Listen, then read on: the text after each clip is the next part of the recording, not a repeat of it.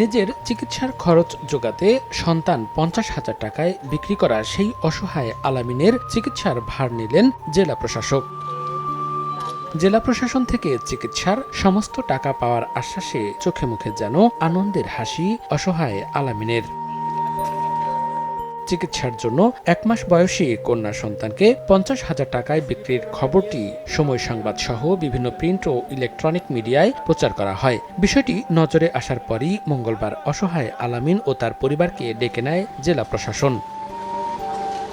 অসহায় আলামিনের কথা শুনে আলামিনকে সরকারিভাবে চিকিৎসা করার উদ্যোগ নেয়। একই সঙ্গে 50,000 টাকা দিয়ে ওই বিক্রি করা সন্তানকে ফিরিয়ে এনে দিতে চান জেলা প্রশাসক। এদিকে দ্রুত আলামিনের চিকিৎসার ব্যবস্থা করায় খুশি অসুস্থ আলামিন ও তার পরিবার। এমনি দেখে খুশি হলে তারা 50,000 টাকা দিছে যে চিকিৎসা করবে, তারে চিকিৎসা করুক। বাচ্চা আমি দিছি বড় বোনের মতো, তারে দিহি এখন বোনের হিসাবে দিছি।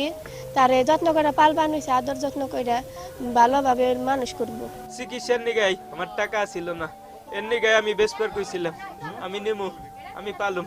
কি আছে আমার স্বাস্থ্য ভাবিরা পালবো। 1, 2, 3 ঢাকায় জমি জিতে নিন 100% ক্যাশব্যাক সহ 20 কোটি টাকার পুরস্কার। তার মা আমার ভাই ভাতই খাইব না, এত পঙ্গু আর সুস্থ হবো কিনা না বোঝার কোনো গ্যারান্টি নেই। এই কারণে হ্যাঁ মেয়েটা নিতে চাইতেছে না। আমরা আল্লাহর রহমতে আমরা পালন, সমস্যা নাই। বাচ্চাটা দিয়ে দিয়েছিলাম, আমাকে তো কোনো উপায় আসাল না। এই জন্য ফোন দিয়ে জিজ্ঞেস করছি, ভাইয়া আপনি কি দিতে রাজি আছেন বা আপনি কি আপনার মেয়েটাকে আমাকে দিবেন? বললো যে আপু ঠিক আছে আপনি নিয়ে যান, কিন্তু আমার মেয়েটার কষ্ট দিয়ে না ভালোভাবে পাইলেন, এইভাবে কথা বলছে। তারপরে আবার যে উনি যাওয়ার পরেও কথা বলছে, আমি ওনারা কোনো কিছু বলে নাই, পরে টাকা পয়সা কোনো কিছু করে নাই। পরে আমি যাই আমার ছেলের দিয়ে ওনারা খুশি হয়ে 50,000 টাকা দিচ্ছি যে চিকিৎসা করি। এখন নিতে বাধ্য, সরকারের উপর দিয়ে তো আর আমরা কিছু করতে পারবো না। আমাদের অনেক কষ্ট হবে, কিন্তু আমরা তো সরকারের বাইরে যেতে পারবো না। তবে পারিবারিকভাবে সন্তান ফিরিয়ে আনার বিষয়ে দ্বিমত পোষণ করেন অসুস্থ আলামিনের স্ত্রী। এ বিষয়ে দ্রুত পারিবারিকভাবে সিদ্ধান্ত নেওয়ার তাগিদ দিয়েছে জেলা প্রশাসন। একজন দরিদ্র মানুষ এবং উনি সম্প্রতি অ্যাক্সিডেন্ট করে শয্যাশায়ী হয়েছেন। ওনার চিকিৎসার জন্য যে আর্থিক সক্ষমতা থাকা দরকার সেটি নেই, এবং এ সংক্রান্ত বিভিন্ন চ্যানেলে সংবাদ পরিবেশিত হয়েছে। এই সংবাদগুলি জেলা প্রশাসন এবং স্বাস্থ্য মন্ত্রণালয়ের দৃষ্টিগোচর হয়েছে। তার পরিপ্রেক্ষিতে ওনার সার্বিক চিকিৎসার দায়ভার সরকার গ্রহণ করেছে। আমরা ওনার প্রেসক্রিপশন সংগ্রহ করেছি, যেটি আগামীকাল বা আজকেই আমরা স্বাস্থ্য অধিদপ্তর এবং স্বাস্থ্য মন্ত্রণালয়ে প্রেরণ করব। তারপর ইতিমধ্যে স্যারদের সাথে কথা হয়েছে। 1, 2, 3 ঢাকায় জমি জিতে নিন 100% ক্যাশব্যাক সহ 20 কোটি টাকার পুরস্কার।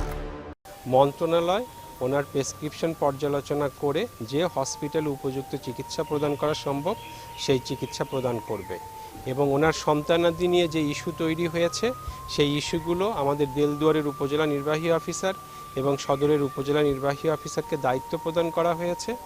তারা সন্তান প্রতিপালনের যে বিষয়গুলো বা বিক্রির বিষয়গুলো সেগুলো পর্যালোচনা করে সঠিক একটা সাজেশন দেবে। সেই সাজেশনের পরিপ্রেক্ষিতে যদি দেখা যায় যে দারিদ্র্যের কারণে এই ঘটনা ঘটেছে, তাহলে ওনার দারিদ্র্য দূরীকরণের জন্য আর্থিক অনুদান দেওয়ার জন্য আমাদের পর্যাপ্ত বাজেট প্রস্তুত রয়েছে। ওনাকে সেভাবে আমরা আর্থিক সহায়তা প্রদান করব। গত পহেলা রমজান একটি তুচ্ছ ঘটনাকে কেন্দ্র করে কথা কাটাকাটির এক পর্যায়ে প্রতিপক্ষের হামলায় গুরুতর অসুস্থ হয়ে পড়েন টাঙ্গাইলের দেলদুয়ার উপজেলার অটোরিকশা চালক আলামিন। পরে চিকিৎসার খরচ জোগাড় করতে না পেরে 50,000 টাকায় নিজের 1 মাসের সন্তানকে বিক্রি করে দেন তিনি। সময় সংবাদ, টাঙ্গাইল।